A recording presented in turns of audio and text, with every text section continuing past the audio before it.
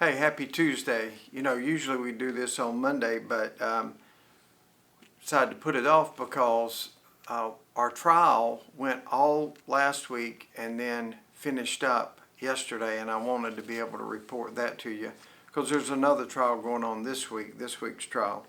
But that one ended. It was Sean Page and Franklin Vereen Price. Like I said, it was up last week. It was a murder trial. Rob Riggins was shot 5 times. 2 different guns were used. This was a tough case in that there was no fingerprints, there was no DNA, no murder weapon. The best news was that Franklin Vereen Price dropped his phone as he was leaving. There was a lot of controversy on whether or not the phone was dropped inside the house or outside the house, and witnesses ended up giving that phone to the police. But I tell y'all guys all the time, that's the smoky mirrors. It doesn't really matter where the phone was found. Don't matter what color the phone was or what brand it was. What mattered was the information on the phone, and you see there the conversation between Price and Sean Page of "we're going to commit a lick." Then that became a big argument. What does a lick mean? The judge wouldn't let us really get into it through witnesses. I guess we got to bring in an interpreter now, but a lick means to commit a robbery. They said right across the street. It was all there.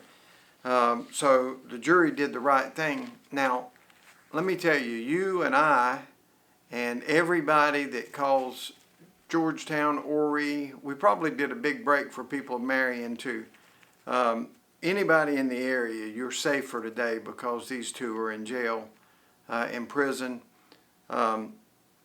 Those guys had committed a series of robberies and served a little bit of time for it earlier. Those two were tough cases, and we tried those cases, but they were only convicted of attempted armed robbery, and so they did less time. But because of that, and because of those convictions, we have to serve them with notice to seek life because of the 2-strike rule. So we went through that whole process. Once they were convicted, here's the part nobody's talking about. Even if the jury had cut them loose on murder, they were still going for the rest of their life because of the burglary. Or if they would have found them guilty of manslaughter as opposed to murder, it was still going to be life because of their prior history. And so both of them got life imprisonment. And what that means in our state is that you go to prison, you stay in prison. When you die, they take you out of prison and bury you. It used to mean, and there's a lot of confusion over it, and it should be, because in the 90s, early 90s, life meant 20 years and then you come up for parole.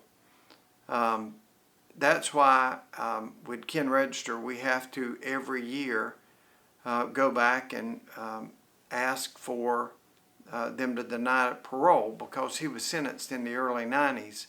But now life really means life. It's natural life. They call it pine box life. And but for some sort of an appeal getting overturned, Franklin Vereen Price and Sean Page will be in prison for the rest of their natural lives. In other news, and this is from last week, Tremont Britt from Durham, North Carolina, he went in and committed a first-degree burglary and an attempted murder. This was down at the Grand Dunes area of Horry County. His co-defendant had already been sentenced, and he got 15 years. This one was on the trial roster. It ended up pleading guilty at the last minute, but he got 20 years for coming down from Durham and trying to rob our victim. The other guy Jaquan Poland, of course, he was from Virginia, and he got 15 years. So 2 bad guys off the street, and that is 20 years, and it's 85% before they would be eligible for parole. So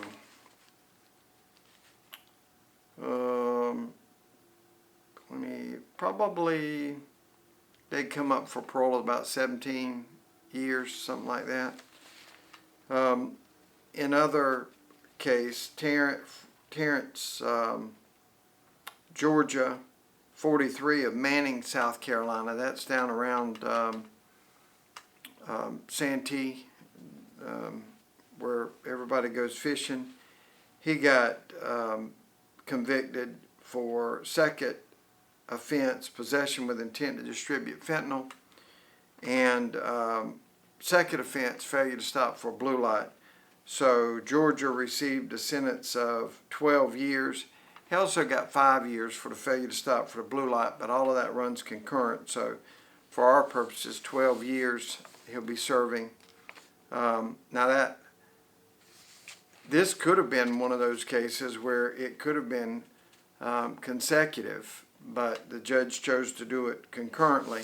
I say that because even that high-speed chase, the failure to stop for a blue light, he was running at over 100 miles an hour and finally got into a wreck and struck a light pole, but could have hurt plenty of people.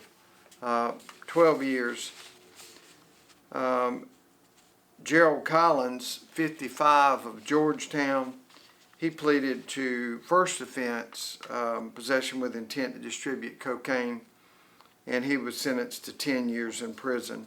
They had a traffic stop around Conway. Gerald Collins was the passenger. They found drug paraphernalia in the vehicle, and they found I was going to say a ton, but it was 500 grams of cocaine, and that was hidden on Collins. So a massive amount of drugs. Could have got him for trafficking, but he's going to be serving 10 years on possession with intent to distribute, and another good case by Horry County Police. We're trying some cases this week, doing a lot of pleas. We were there last night until way after 5. I think it was probably around 6:30. So a lot's going on, and I'll catch you up on it next Monday.